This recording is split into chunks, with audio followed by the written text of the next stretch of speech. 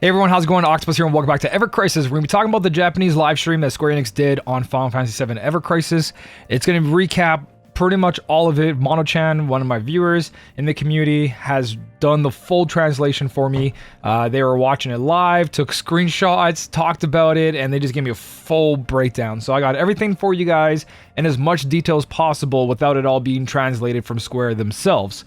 So thank you to Mono-chan, and Serge also clicked in with a couple of unofficial Discord screenshots that did translate it into English. So there will be a couple of mixtures of Mono-chan screenshots, unofficial Discord screenshots, stuff like that, right? So let's jump in and talk about evercrisis posting this. Now, we all remember April Fools when they were like, yo, look at this. Check this out. I can't believe it. It's real. It's happening. Full story, full costume, all banners, all this is going to happen. It's not just an April Fool's joke. We're actually going to get an event with the high school Final Fantasy VII team. I honestly was joking around, but I'm like, they didn't put that much effort into something just for April Fools. And no, they didn't. Also, Schoolgirl Tifa. Oh, I feel so bad for everyone that's a Tifa fan. You guys are gonna go broke. Easy. Also, Barret getting new love, huh? You guys are gonna recognize those wind attacks. It's gonna be Wind Arcanum, I believe, with the 30-20%, making them really strong. Aerith also there. So those three definitely getting a costume and a weapon on their new banners. So we're gonna start off with that, because that's one of the things that will be happening, but we're also getting a collaboration with let me zoom this in. We're getting collaboration with Final Fantasy VI coming back, but there's a Tactics, Dragon Quest Tactics collaboration event happening in August. And the stuff for this looks really, really cool. But here's a roadmap of what's happening. We got story every month. Chapter 7 for Crisis Core. We got First Soldier Chapter 4 released in June. In July, Chapter 9. So that's great to see that every month there's something happening, and I want that to keep happening, especially Sephiroth's Past. To me, that's really big. I think to a lot of you guys, that's why we're here still, because we want to find out all about young Sephiroth and how everything happened, how he got the sword, all the trials he went through, right? So there's been a lot of good updates, especially the last story was pretty good. It wasn't like amazing, but it did put more detail into it. But you can see here in May, we're going to get this event. I believe this is on the 30th of April is when it starts, but officially May is where the event is running through. We got an Angeo boss fight here. Recollaboration, and then all of this I will explain as we go. So there's the live stream that they posted everything. Sephiroth collaboration, and you can see who they're trying to copy here has long hair. Well, they didn't go for that. They went for short hair Sephiroth, but man, does he look badass. So again, Mono-chan is one who translated this all for me, so I'm going to kind of read back and forth on this. They started off by saying they'll adapt character roles even further to match those to more of their character, specifically Yuffie. So you know how the whole role system, attackers, tank, support, I'm pretty sure that's what that means. And this is the collab that's happening in August. I think that, yeah, every character that's going to come out for this Dragon Quest collaboration is going to look really good, judging by Sephiroth alone. Really good looking costume. They decided to keep the short hair to avoid the similarity to adult Sephiroth, like I said before. And this is a major and famous Dragon Quest hero armor and hero sword that will be added. So that's a pretty cool one. Kate Sith. looking like he's ready for a music video. He's going to be getting a new limit break weapon, which increases everyone's, I believe, what was it, physical attack and then giving enfeeble. So thunder weapon, all physical attack up, mid and enfeeble. And outfit has reprieve on it, which is crazy. So that's going to be a very, very strong setup for him. A couple other things going on here. I'm going to kind of keep this organized. There is these two right here, but also this and this. So this is where people cleared floor 100, 23.99% of players, and cleared brutal 30 floor, 0.45%. There were many players getting blocked on 89 versus Angel, apparently, on the normal tower. And apparently they didn't expect that many clears and something closer to 0.1%. So They are very surprised how many people are clearing this, and they're going to be adjusting it so that more players will have a better time, but also keeping the challenge as well. Plus, you're going to see over here, these two are the results of the Odin Escalation clear rate. Yeah, the clear rate for this is kind of crazy, especially when you get to the later level 30 areas, 0.32 players. That is really hard. It's a good thing that up to 15 is where a lot of the good stuff is. Right, 1 to 15, so 9.23% of players cleared it. That's where the major rewards are. After that, it's just extra stuff for like that shop. And then past 20, it's not really worth it. It's more for like how far can your account go, right? So that happened. The escalation. They also have a lot of these. If I'm going to already do this, I'll just close these up. They had these right here. And these are funny. So the first anniversary ticket, this is what people ended up using their tickets on. Barrett being second place. And apparently he was saying Barrett being number 2 is surprising, and they should give him outfits every week. This came from Nomura himself, saying that Barrett needs a costume every week, seeing that the first anniversary ticket, he was in second place.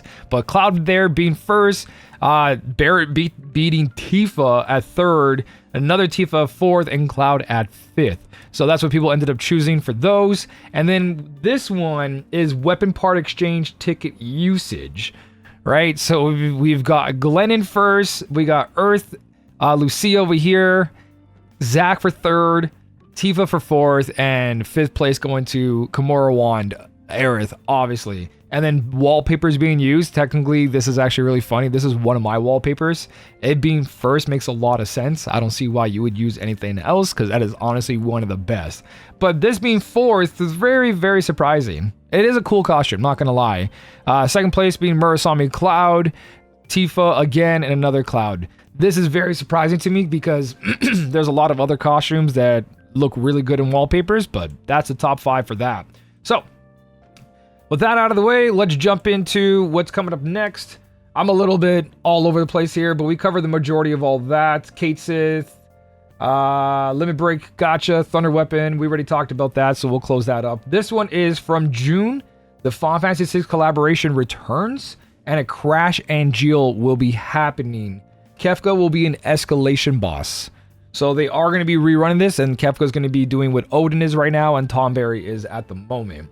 One of the things that Mono-chan did translate here is this thing, and it's kind of interesting. It's a new team setting to lock your character's weapons, main and sub, and materia. So this is really big because it allows us to keep things that we know this character is going to use no matter what, and then we can switch other things around without a problem. This is a very good feature for character building. I'm probably going to redo all of my stuff once this drops, because to me, it's really annoying to build characters, especially when everything gets reset. You got to go through all the lists. It's just a lot of UI clunk that I don't want to go through. So this is a really good update to see.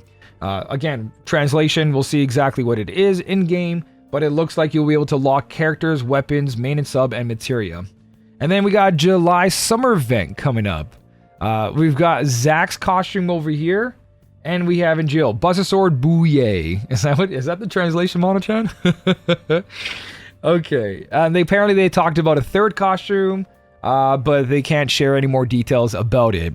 So yeah, those are the first costumes. Jill looks really good over here. I like that setup. That's something I would totally wear too. Yeah, Zach looking very chill too. Nice color scheme. Kind of looks like Johnny if you played Rebirth when he's at his hotel. I would see something Johnny wearing this, but Zach looks really good. So that will be happening for the summer event in July. Then we've got a dual summon. I don't know if I took the screenshot here. I did not take the screenshot here, but the dual summon over here is going to be Leviathan and Bahamut together, twin summon. It's not like you do one or the other. That's a twin summon happening. So non-elemental with water. We'll see how that one turns out. New stream phase happening. Let me see. That will allow us to slow down speed of the countdown. Where the translation unofficial Discord is, in addition to the signs required for interrupts, a new feature has been added that allows you to receive more benefits. The more you attack with specific signs, you can enjoy tactics such as deliberately delaying interrupts. So it seems like X Sigil over here has a 25%. It slows down this bar most likely. And from what Mono-chan translated, it just says that it will allow us to slow down speed of the countdown. So that's pretty cool. That's going to add more strategy to the game. Again, school Tifa. We went through the whole video. Most likely you guys are going to go broke. That's why I pulled this one out separately. Okay, I had to grab a couple more screenshots. This one, I know it doesn't look like you can read it, but it's here. They talk about Cloud, Zack, and Sephiroth will be revised to feel more like the hero power. I guess the main characters of the game. They realize Tifa is getting a lot of love in terms of power and will try to give as much of to these three as well. So Cloud, Zack, and Sephiroth will most likely be getting some sort of buff, or their kits will be revised to really put them forward compared to others. Without forgetting the others and all the attached roles to it. Overboost Plus is currently being considered for changes and improvement for all the extra copies, and they know the exchange system is trash and not worth. Nothing decided yet, but they are thinking from past OB10 to give something more than just the current stats, but no defined ideas they can share yet. So that's what Mono-chan translated from the stream. So that's really exciting to hear that OB10 Plus is going to be a thing, because even me as a free-to-play player, I have all my weapons at OB10, and getting another copy of it really sucks. So being able to do something with those extra copies is going to be really good, especially going forward as you do all these free pulls that we've been getting, especially that we have the new one, watching an ad gets us a free pull. A lot of those don't feel exciting anymore. So hopefully they do something that's not totally broken, but also a little bit more, hey, I don't mind getting extra copies now past OB10. So before second anniversary, we'll get an increase for character and guild. So there will be that, but high wind will be during the second anniversary or just after it. So character increase and guild increase to use your points. So we'll see how that is. Final Fantasy VII High School event, that is coming up like we talked for May. There's a couple screenshots here, and you did see the video. So they possibly will be releasing all the characters. We know Barrett for sure, Tifa for sure, Aerith for sure. That will be happening. The event story will be a full 2D illustration where we are both, we are the hero, like a dating sim game. So yeah, Lucia looking damn crazy. It's super crazy. All right, so things here are wind weapon. So this is a wind weapon happening. It's going to be an all physical attack up, and the costume is going to be 30% wind, 20% boost like we got recently. Barrett is going to be a wind down plus veil. It's 3 ATB. Outfit is similar to the recent ones. I believe the 30, 50% or whatever Barrett's got. Again, when these come out, I'll go into more detail. This is just rough. And then Aerith's going to be an all ally water up. And Outfit's going to be defense 15% up plus recent boost, 30% element, and 20%. So really good weapons coming out. There's going to be a new stamp sheet. Every 2 stamps will be a guaranteed pickup weapon for this gacha event only. So I guess when you're pulling on these weapons, every second pull will guarantee a weapon, according to this translation. And we'll be getting 100 free weapon parts for Glenn's ultimate weapon, which is that thing you see right there. And only 200 total will be needed to get for the rest. So 300, right? They've been doing that recently where they're giving us 100 free, which is really nice. So that's Tifa's weapon, and the ultimate weapon is Glenn's. Now the translation of wind weapon for dungeon ranking, all physical attack up, and 30%. I'm not sure if that's specifically to Tifa, I'm pretty sure. And the Glenn weapon, I'm not 100% what that is. Again, once it is released, I'll review it and let you know. Oh, ultimate weapon is provoke, regen, physical magic defense increase like the Barrett one. Okay, there you go. I found it. So that ultimate weapon will be having provoke, a regen, physical magic defense increase, just like the Barrett one. That's the translation I got here. Boom. So that campaign that's happening is this right here. The campaign is going to be having 290 free pulls, so 29 days of free pulls, 5,800 blue crystals, and new panel missions are going to be coming out as well. And then the last thing that Mono-chan translated here is that big things coming for the second anniversary that no one expects. Livestream presents. Next livestream will be just before the second anniversary. While they full on prepare for the second anniversary, they also are ready to working on the events all the way up to Christmas with high volume content. And then they're currently addressing internally the Kamurawan power and how to handle content for people who didn't pull for it. And that is it. That is a huge info drop. That is a lot to talk about. But that is currently what happening. Logged in, found this, found all that recap, and honestly, wow. One, there's gonna be a lot of limited banners. The high school event is probably gonna make you guys pretty deep broke. And then we got that Dragon Quest collaboration happening. Yeah, having a roadmap is really nice, man. Really, really nice. Let me know what your favorite part is, what you're looking forward to. Schoolgirl Tifa is probably going to be the top chart there, but I'm more towards all the quality of life changes, all the things improving. To me, costumes are nice, weapons are nice, right? Wallpapers are nice, but I want the game to feel fun and enjoyable and not really tedious when I'm going through the UI and all the menus and creating characters. I want the game to be something I want to turn on and really enjoy, not because, you know, wow, Tifa's got barely any clothes on. Anyways, let me know down below. Thank you guys so much for watching. Keep on smiling, and I'll smell you later.